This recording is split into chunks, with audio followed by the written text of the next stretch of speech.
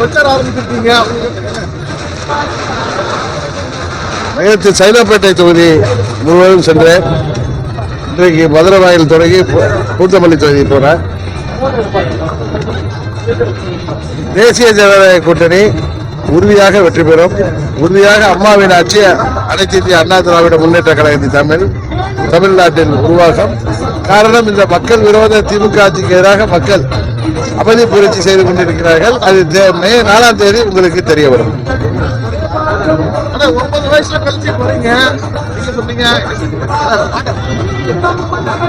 9 ஆண்டுகள் கழித்து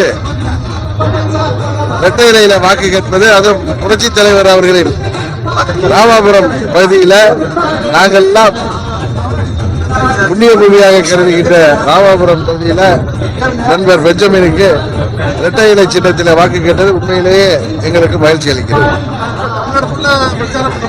ஆமா ஆமா, இன்னையில புறப்பட்ட 21ஆம் தேதி வரைக்கும் தொடர் பிரச்சாரம் தான். நன்றி.